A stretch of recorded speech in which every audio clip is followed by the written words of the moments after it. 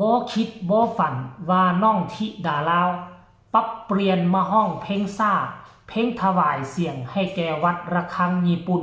ค่อยได้ฟังแล้วไพเราะสนอหูที่สุดเท่าที่น้องได้ห้องเพลงมา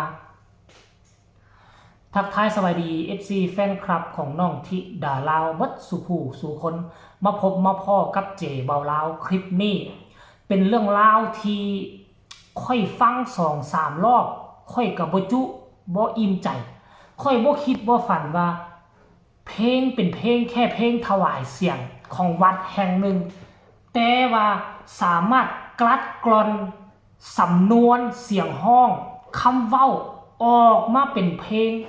ขนาดเสียงดนตรีขึ้นมามันก็รู้สึกว่าไพเราะสนอหูขนาดบ่ได้ยินเสียงน้องธิดาลาวห้องเถื่อแต่พอเสียงน้องธิดาลาวห้องขึ้นเท่านั้นแหละค่อยกล้าเว้าได้เลยว่าบรรดาเพลงที่น้องห้องมาค่อยยกให้เพลงนี้คือมวนที่สุดในใจค่อยเลยขนาดห้องประมาณวรรคหนึ่งสั้นๆตอนกำลังถ่าย MV อยู่ที่คาเฟ่นอนนาของพ่อผู้ศรีวิไลคนนาวค่อยแตกลุกยากค่อยกับว่าคิดว่าฝันทวิตค่อยบ่ได้สนใจอีหยังมากมายขนาดนั้นนะเว้าจากใจจริงนะค่อยสนใจเรื่องเพลงใหม่ของเอาเพลงเมฮันนี่มาซุปขึ้นซีบแล้วก็เพลงอันนั้นเพลงอันนี้ค่อยคิดว่าโปรเจกต์นี้อาจจะเป็นโปรเจกต์ น้อยๆอาจจะไม่ได้รับความสนใจหลายแต่ที่ไหนได้ถึงว่ามันจะเป็นโปรเจกต์น้อยๆการถ่ายทำกับถ่ายทำแบบครอบครัวใส่ไฟตัวหนึ่งแล้วก็โทรศัพท์มือถืออันนึง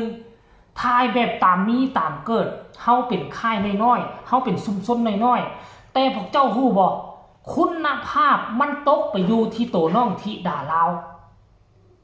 ไผจะไปคิดว่าเพลงถวายเสียง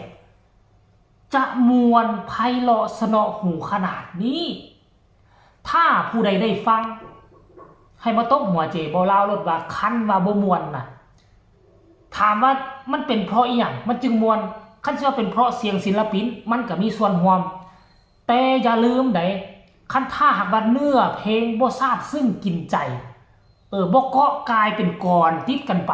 ผู้แต่งบ่ลงรายละเอียดผู้แต่งบ่เก่งถึงว่านักห้องจะห้องเสียงมวลเสียงดีขนาดใดมันก็บ่ดังมันก็บ่มวลอยู่ดีสรุปรวมแล้วเพลงนี้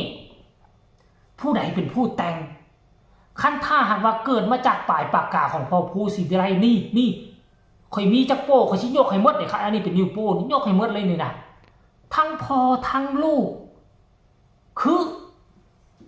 นี่นะ2 คนนี่มาอยู่น้ำกันคือมันสุดยอดว่ะมันเพอร์เฟกต์ว่ะท่านผู้ชมมันเพอร์เฟกต์อีหลีว่ะ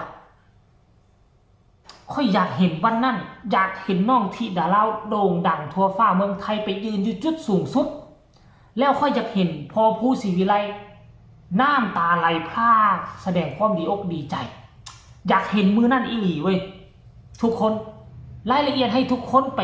ชมคลิปนี้น้ำกันวินาทีถ่ายทำและก็เปิดเสียงเพลงขึ้นมาเบาๆให้น้องธิดาลาวห้องตามไปซึ่งมันเป็นภาพบรรยากาศสุดยอดลายท่านผู้ชมเว้ยให้ไปชมคลิปนี้ซะแล้วจึงมาพบกันในช่วงต่อไปเด้อ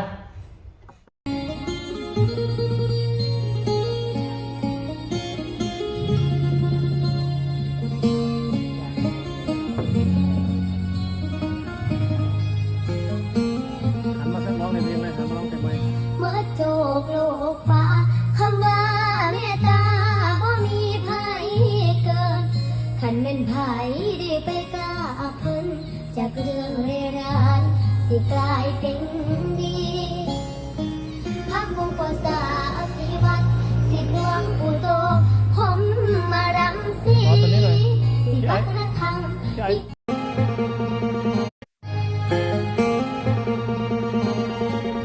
เมื่อโจกโลกฟ้าคำว่าเมตตาบ่มีไผเกินขันเป็นไผได้ไปกล้าเพิ่นจากเรื่องเร่ร้ายสิกลายเป็นดีพักบุญปสาภิวัตรสิดวงปูโตคมมารังสีสิวัดระฆังญี่ปุ่นแห่งนี้ ต่อจากปูเทียนที่แดนอาทิตย์อุทัย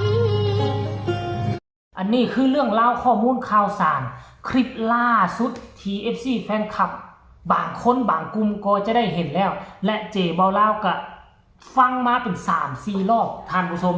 มันมวนไพเราะสนอหูอีหลีเฮ็ดแบบบ้านๆเฮ็ดแบบตามความสามารถของพวกเขาบ่เฮ็ดให้มันหวือหวาบ่เฮ็ดให้มันหรูหราใส่งบน้อยแต่ให้มันมีคุณภาพมหาศาลเทียบเท่ากับค่ายใหญ่ของเขาเจ้าเดี๋ยวเจเบาเล่าจะไปขออ่านความรู้สึกของบรรดาแฟนๆ FC แฟนคลับว่ามีความรู้สึกคือแนวใดเนาะเดี๋ยวไปไปฟังพร้อมๆกันเลยทุกคนไปคอมเมนต์แรกนี่บอกว่าเพราะมากครับลิงน้อยวาซันเดย์เพลงนี้เบิ่งแล้วคือซีโมนหลายอันนี้เป็นพี่น้องฟังลาวนะเพลงนี้เบิ่งแล้วคือซีโมนหลายต่อมาก็บอกว่าเพราะมากครับวาซันเดย์เอาไปเลยล้านไลค์คนนี้ว่าผู้ต่อมาก็บอกว่ายอมรับครับว่าทิดาลาวร้องเพลงใดกะมวนวาซันเดย์เยี่ยมยอดเลยครับคนนี้บอกว่าท่านผู้ชมต่อมาก็บอกว่าคนลาวเนาะค่อยเป็น FC น้องทิดาลาวเด้อว่าซั่นอันนี้ก็เป็นพี่น้องฟังลาวอีกแล้วถ้าฟังอยู่เด้อว่าซั่นรอชมจ้าผู้ต่อมาก็บอกว่ามวนหลายทิดาลาวสู้ๆเด้อน้องฮักว่าซั่นผู้นี้บอกว่าเพลงนี้เพราะมากเลยครับว่าซั่นสุดยอดมากครับว่าซั่นเด้เก่งมากลูกว่าซั่นผู้ต่อมาบอกว่าจังใดเก่งมากว่าซั่นเอาไปล้านไลค์เลยว่าซั่นป้อมีแต่คนบอกว่าเอาไปล้านไลค์เลยมันจะฮอดบ่ล่ะขอจักมือละแสนกับพอทานผู้ชมที่ด่าห้องมวนทุกเพลงครับอ้ายว่าซั่นเด้มวนเด้ว่าซั่นพี่น้องชาวลาวเด้อปังจ้าลูกว่าซั่นผู้นี้ก็ปรบมือให้เลยป้อท่านผู้ชมค่อยบอกมาแล้วบ่แม่นแต่เฉพาะค่อยที่ได้ฟังแล้วว่ามันมวนไพเราะสนอหู FC แฟนคลับทั้งสองฝากฟังไปน้ำของได้เห็นและก็ได้ฟังเพลงนี้แล้วต่างคนก็บอกเป็นเสียงเดียวกันว่า